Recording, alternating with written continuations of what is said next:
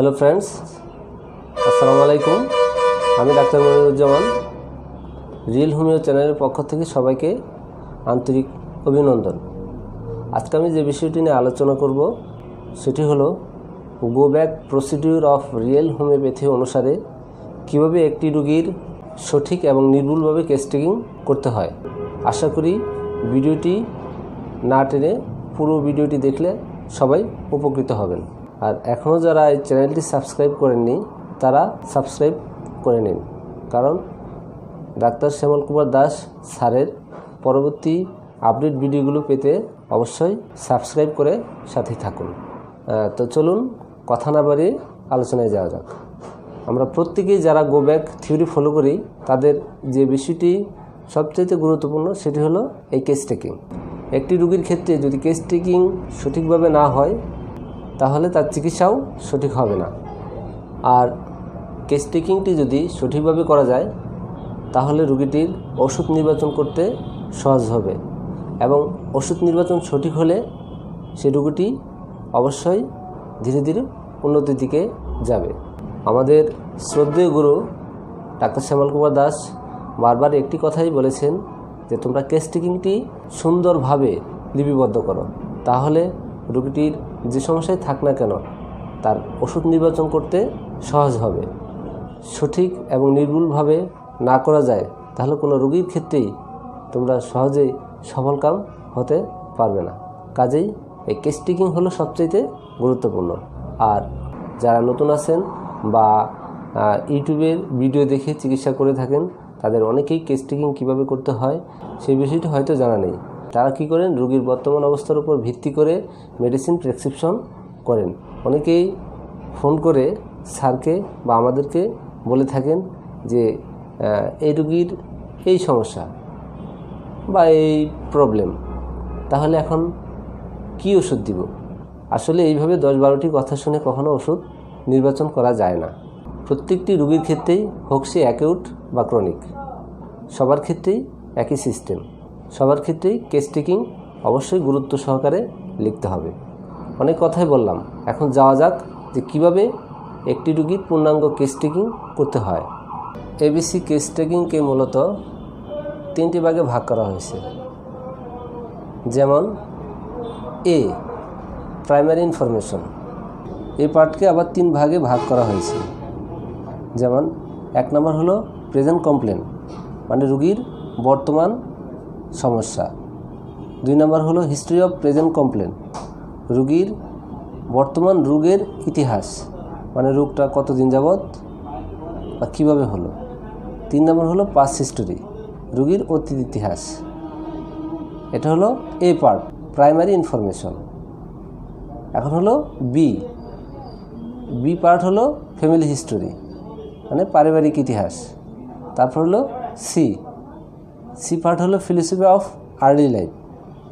এই হলো 3টি ভাগে ভাগ করা হয়েছে এবিসি কেস টেকিংকে। এখন আসি একটি রোগীর কেস টেকিং কীভাবে করতে হয়। কারণ হলো যে প্রত্যেকটি রোগীর ক্ষেত্রে হোক সে শিশু হোক সে বৃদ্ধ, সবার ক্ষেত্রে কিন্তু কেস টেকিংয়ের নিয়ম একই। আজকে আপনার কাছে যে রোগীটি এসেছে হয়তো সে অ্যাকিউট বা ক্রনিক, যেটি হোক সবার ক্ষেত্রে সিস্টেম একই। যাই হোক, এখন কেস টেকিং কীভাবে সাজাবেন বা কীভাবে করবেন এই নিয়ে আলোচনা করা যাক। প্রথমে লিখতে হবে পেশেন্ট নং, সবার উপরে পেশেন্ট নং। তারপর পেশেন্ট নেম, তারপর এজ, রোগীর বর্তমান বয়স কত। তারপর জেন্ডার, রোগীটি পুরুষ না মহিলা না শিশু। তারপর অ্যাড্রেস, ঠিকানা। প্রফেশন, মানে সে কী পেশায় নিয়োজিত আছে, এখানে পেশাটাও কিন্তু গুরুত্বপূর্ণ। তারপর হলো পালস, রোগীর বর্তমান পালস কত, এটাও লিপিবদ্ধ করতে হবে। তারপর বিপি, যে তার বর্তমান ব্লাড প্রেশার কত আছে, হাই প্রেশার না লো প্রেশার, এটা আপনাকে লিপিবদ্ধ করতে হবে। তারপর ওয়েট, যে রোগীর বর্তমান ওজন কত, এটাকেও লিখতে হবে। সবশেষে লিখবেন হলো ডেট।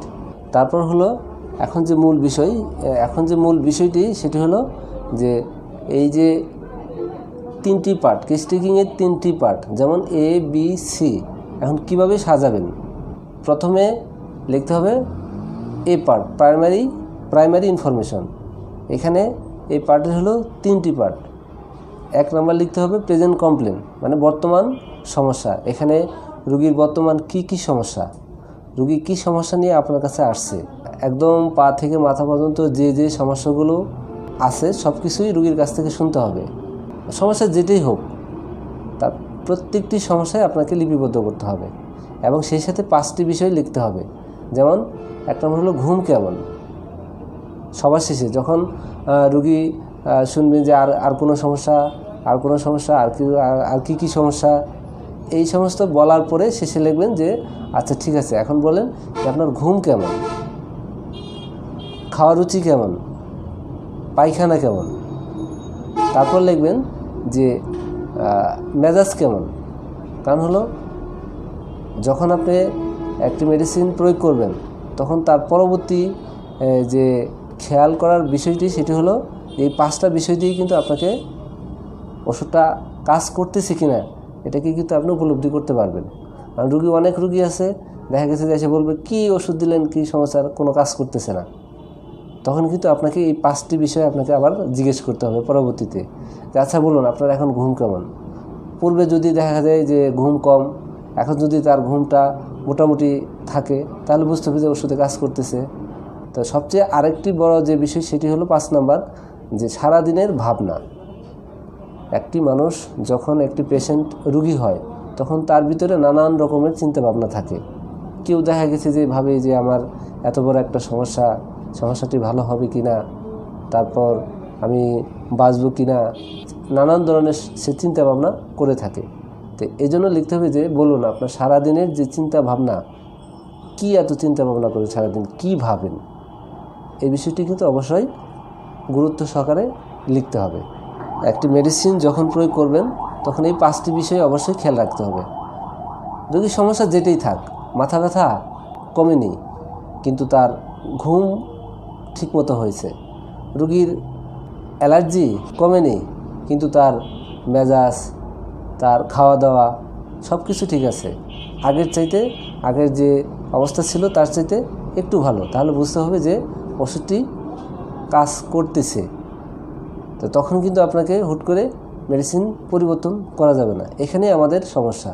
আমরা রুগী যখন এসে বলবে কি ওষুধ দেন, কে সমস্যার কোনো কাজ করতেছে না, তখন আমরা কি করি যে তাহলে এখন কি করা যায়, পরবর্তী যে চেন আছে সেই চেনগুলোতে আমরা ধাবিত হই। এটা কিন্তু ভুলেও করা যাবে না। তো কাজেই এই সমস্ত যে বিষয়গুলো, এগুলো ভালোভাবে পুঙ্খানুপুঙ্খভাবে আপনাকে বিচার বিশ্লেষণ করতে হবে। আচ্ছা, এখন হলো এই পার্টের প্রেজেন্ট কমপ্লেন। এতক্ষণ এখন হলো হিস্ট্রি অফ প্রেজেন্ট কমপ্লেন, রোগের বর্তমান ইতিহাস। তার মানে প্রেজেন্ট কমপ্লেনের যে সমস্যাগুলো, এই সমস্যাগুলো কতদিন যাবৎ ভুগতেছে, কী কারণে এই রোগের উৎপত্তি, কিসে থেকে হলো, কিভাবে হলো, সব কিছুই কিন্তু এই হিস্ট্রি অফ প্রেজেন্ট কমপ্লেনে লিখতে হবে। তারপর কি সে ওষুধ খাচ্ছে, কি ধরনের ওষুধ খেয়েছে, বর্তমানে কি ওষুধ খাচ্ছে, সে ধূমপান করে কিনা, এই বিষয়গুলো সব কিছু কিন্তু হিস্ট্রি অফ প্রেজেন্ট কমপ্লেনে লিখতে হবে। আর 3 নম্বর হলো পাস্ট হিস্ট্রি হলো অতীত ইতিহাস, মানে তার জন্ম লগ্ন থেকে শুরু করে বর্তমান যে বয়সের মানুষটি আপনার কাছে এসেছে, এই পিছনের যে অতীত ইতিহাসগুলো সেগুলো সমস্তটাই এখানে লিপিবদ্ধ করতে হবে। যেমন জন্মের পর থেকে তার কান্না কেমন ছিল, জন্মের পরে তার কোনো বড় ধরনের কোনো অসুখ হয়েছিল কিনা, জন্মের পরে NICUতে ভর্তি হতে হয়েছিল কিনা, জন্মের পরে সিরিয়াস কোনো অসুখ হয়েছিল কিনা, জন্মের পরে অনেক খুব সিরিয়াস অবস্থা হয়, বাঁচার কথা থাকে না, নানান ধরনের অনেক জটিল সমস্যা হয়ে থাকে। তো এই বিষয়গুলো আপনাকে সব কিছু কিন্তু লিখতে হবে গুরুত্ব সহকারে। তারপর তার 5 বছর বয়সে পর্যন্ত কি অসুখ হয়েছিল, 10 বছর পর্যন্ত কি সমস্যা হয়েছিল, এই যে বিষয়গুলো বর্তমান পর্যন্ত সব কিছুই এই পাস্ট হিস্ট্রিতে লিখতে হবে। তারপর সে কখনো কোনো বড় ধরনের অ্যাক্সিডেন্ট হয়েছিল কিনা, কখনো কোনো কারণে হাসপাতাল হয়েছিল কিনা, তারপর হাম, বসন্ত, জন্ডিস, টাইফয়েড জ্বর, তারপর ডায়রিয়া বা বড় ধরনের কোনো অসুখ হয়েছিল কিনা, এইখানে সব কিছুই পাস্ট হিস্ট্রিতে লিখতে হবে। তারপর হলো অতীতে কখনো তাকে কুকুর, বিড়াল, সাপ, ইঁদুর কামড় দিয়েছিল কিনা বা খামসি দিয়েছিল কিনা, এগুলো সব কিছুই লিখতে হবে। রোগী যদি ফিমেল হয় তাহলে অবশ্যই এখানে তার প্রথম মাসিক কত বছর বয়সে হয়েছিল, প্রথম মাসিকে কোনো তীব্র কোনো ব্যথা ছিল কিনা, বা যদি ব্যথা থাকে তাহলে এই ব্যথার জন্য কোনো ওষুধ খেতে হয়েছিল কিনা, তারপর প্রথম মেনস্ট্রুয়েশনের আগে কোনো সাদা স্রাব ছিল কিনা ছোটোবেলায় 5, 6, 7, 8 বছর বয়সে, অনেকের কিন্তু এটা হয়ে থাকে। এই কথাগুলো যদি আপনি পরিষ্কারভাবে না জানেন তাহলে কিন্তু এখান থেকে আপনি অনেক গুরুত্বপূর্ণ একটা বিষয় মিস করবেন। আর্লি লাইফের যে বিষয়টি সেটা হলো যে তার প্রথম মাসিকে ব্যথা ছিল কিনা। এটা যদি ব্যথা থাকে তাহলে কিন্তু এটা পিআরএসকে ইন্ডিকেট করে, আর তার আগে যদি সাদা স্রাব থাকে এটা কিন্তু পিআরএসকে ইন্ডিকেট করে। তো কাজে পিআরএসকে বুঝতে হলে কিন্তু এই প্রশ্নগুলো অবশ্যই করতে হবে। তারপর যদি সে বিবাহিত হয়, পরবর্তী মাসিকগুলো তার ঠিক ছিল কিনা, প্রতি মাসে হতো কিনা, ঠিক মতো হয়েছে কিনা, কতদিন ছিল, ব্লিডিং কেমন হতো, তারপর বিয়ের পরে তার সন্তান কয়টি, কোনো সন্তান নষ্ট করা হয়েছে কিনা, কোনো সন্তান হয়ে মারা গিয়েছে কিনা, তারপর সে পিল কতদিন যাবৎ খেয়েছে, জন্ম নিয়ন্ত্রণের যে পিলগুলো মানুষ খেয়ে থাকে সে পিলগুলো খায় কিনা বা খেয়েছে কিনা, কখনো জন্মবিরতিকরণের ইনজেকশন দিয়েছে কিনা, এই বিষয়গুলো প্রত্যেকটা বিষয় আপনাকে এই পাস্ট হিস্ট্রিতে লিখতে হবে। তারপর এখন আসি বি। এতক্ষণ গেল এ পার্ট। এ পার্টের present complain, history of present complain, past history. এখন হলো বি। বিতে হলো ফ্যামিলি হিস্টোরি, মানে পারিবারিক ইতিহাস। এখানে আপনার রুগীর থেকে শুরু করে রুগীর পিছনে দাদা, দাদি, নানা, নানি সব কিছুর ইতিহাস এখানে লিখতে হবে। প্রথমে লিখতে হবে যে আপনারা কয় ভাই বোন, তারপর আপনার কোনো ভাই বা বোন জন্মের পরে মারা গিয়েছে কিনা বা কোনো অসুখে আক্রান্ত আছে কিনা, কী অসুখে আক্রান্ত আছে এখানে সব কিছু লিখতে হবে। তারপর লিখতে হবে আপনার বাবা জীবিত না মৃত, যদি জীবিত থাকে তাহলে কী অসুখে আক্রান্ত আছে, কী অসুখে আক্রান্ত ছিল, আর যদি মৃত থাকে তাহলে কী অসুখে মারা গিয়েছে। তারপর চাচা, জেঠা, ফুপু সবার ইতিহাস এখানে লিখতে হবে সিস্টেম অনুযায়ী, পার্ট বাই পার্ট। প্রথমে বাবার হিস্ট্রি হলো যে বাবারা কয় ভাই বোন, চাচা, জেঠা, ফুপু কী অসুখে আক্রান্ত আছে, কী অসুখে মারা গিয়েছে, এদের কারো কখনো কোনো সময় টিবি বা যক্ষার কোনো ইতিহাস ছিল কিনা, বংশে কারো হাঁপানি ছিল কিনা, বংশে কারো অ্যালার্জি ছিল কিনা, বংশে কেউ স্ট্রোকে মারা গিয়েছে কিনা, বংশে কারো অ্যালার্জি আছে কিনা, এই বিষয়গুলো ছিল কিনা সমস্তটাই লিখতে হবে। তারপর হলো দাদা বা দাদি, দাদা জীবিত আছে কিনা, দাদা যদি মৃত থাকে লিখতে হবে মৃত, সে কী অসুখে মারা গিয়েছে সব কিছু লিখতে হবে।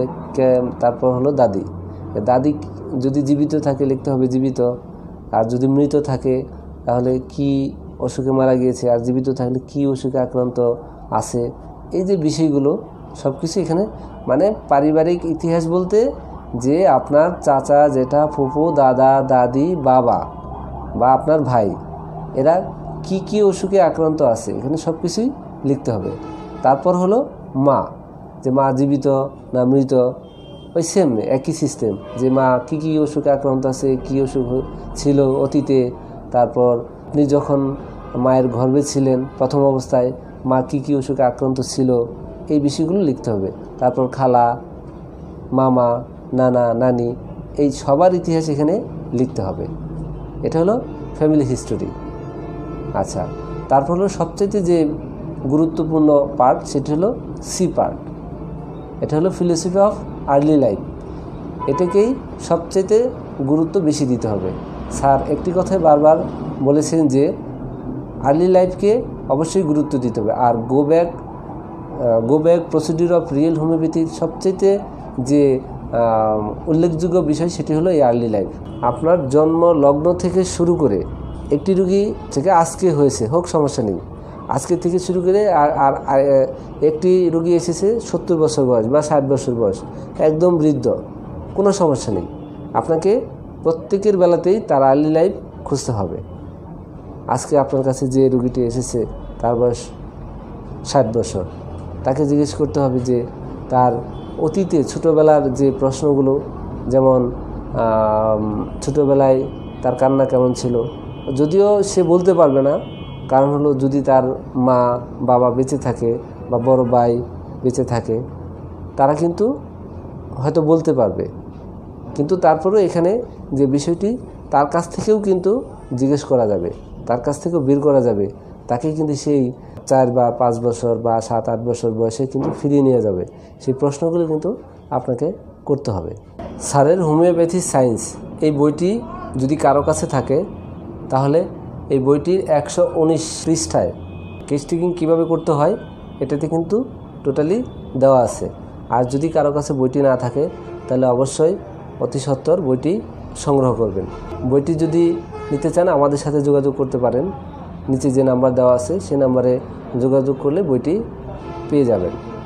আচ্ছা, যাই হোক, 145 পৃষ্ঠায় আর্লি লাইফে একজন বয়স্ক মানুষকে কি প্রশ্ন করতে হয় এখানে কিন্তু প্রত্যেকটায় দেওয়া আছে যে একটি বয়সে তথ্যগুলি বিশুদ্ধ এবং অভিজ্ঞিত। এই বয়সে মানসিক লক্ষণগুলির গুরুত্ব সবচেয়ে বেশি, কারণ এই বয়সের মনের অবস্থা অবিকৃত অবস্থায় প্রকাশিত হয়। এখানে থাকে না কোনো ভনিতা, অভিনয় এবং নিজেকে কৃত্রিম ভালো প্রমাণ করার কোনো প্রচেষ্টা। এই বয়সে পারিপার্শ্বিক পরিবেশ মনকে বিকৃত করতে পারে না। এগুলো হলো প্রত্যেকটাই আর্লি লাইফ। আর্লি লাইফ যদি আপনি ভালোভাবে বুঝতে না পারেন, ভালোভাবে জানতে না পারেন, তাহলে কিন্তু আপনি কখনোই একটি রোগীর স্বয়ংসম্পূর্ণভাবে চিকিৎসা করতে পারবেন না। এই আর্লি লাইফকেই সবচেয়ে গুরুত্ব বেশি দিতে হবে। এই বয়সে একটি শিশুর মধ্যে ভালো বা মন্দ বৈশিষ্ট্য স্বতঃস্ফূর্তভাবে প্রকাশিত হয়। এই বয়সে সাক্ষ্য বিচারকদের কাছে বিশেষ গুরুত্ব পায়। এছাড়া কোনো সরল মানসিকতার মানুষকে এইটি শিশুর সঙ্গে তুলনা করা হয়, কারণ শিশু হলো সরলতার প্রতীক, যার জন্য বলা হয় মানুষটি শিশুর মতো সরল, মনে কোনো পাপ নেই কোনো জটিলতা। আরও বলা হয় শিশুরা সৃষ্টিকর্তার কাছে প্রিয়তম ব্যক্তিত্ব, কারণ এদের মন সহজ এবং সরল। এরা প্রকৃত ঘটনাকে বিকৃত করতে পারে না, যদি কেউ বিকৃত করে কিন্তু খুব সহজেই ধরা পড়ে। এদের মন সরল বলে মনে যা আসে অকপটে বলে দেয়, অভিনয় বা ভনিতার আশ্রয় নেয় না। যেমন বড়টি শিশু তার ছোটকে মায়ের কোলে শুয়ে থাকতে দেখে মাকে বলছে, তুমি ওকে যেখান থেকে এনেছো সেখানে রেখে এসো, না হলে কাউকে দিয়ে দাও, আমি ওকে ছুঁড়ে ফেলে দিব, শিয়াল নিয়ে যাবে, ওকে নামিয়ে আমাকে কোলে নাও, ওকে একটুও আদর করবে না। এই যে বিষয়টি, এটা কিন্তু সম্পূর্ণ সিভিলিটিক টেন্ডেন্সি, কারণ সে তার স্বার্থ ছাড়া সে এখানে কিছুই বুঝে না, এই জন্য সে অকপটেই এই কথাগুলো বলছে।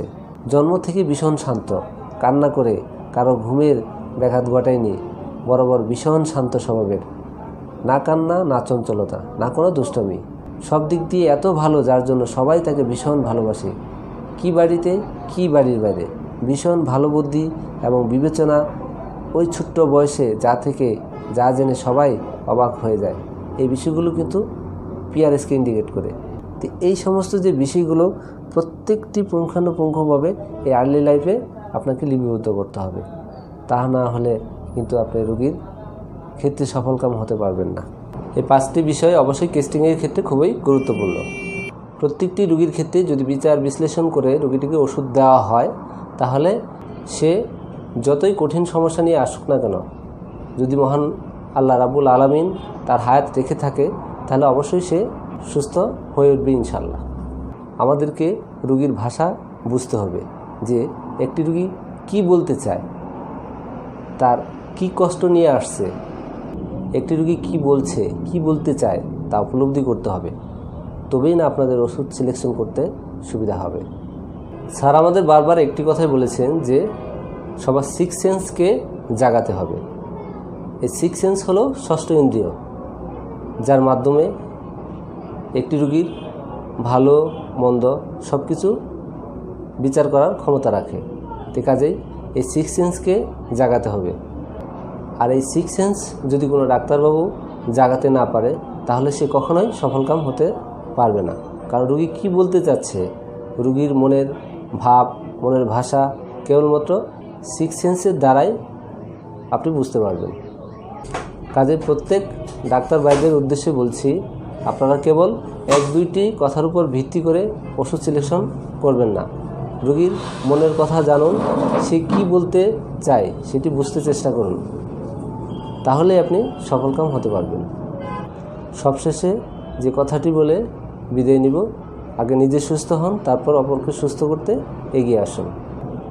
আমার এই ভিডিওটি যদি ভালো লেগে থাকে তাহলে সাবস্ক্রাইব করে পাশে থাকা বেল আইকনটি অন করে দিবেন, কারণ পরবর্তী আপডেট ভিডিওগুলো পেতে সহায়তা করবে।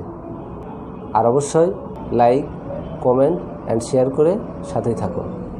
যে কোনো রোগ বিষয়ে পরামর্শ নিতে নিচে যে নাম্বারটি দেওয়া আছে সেই নাম্বারে যোগাযোগ করুন। সবাই ভালো থাকুন, সুস্থ থাকুন, নিজে জানুন এবং অপরকে জানতে সহায়তা করুন। খোদা হাফেজ।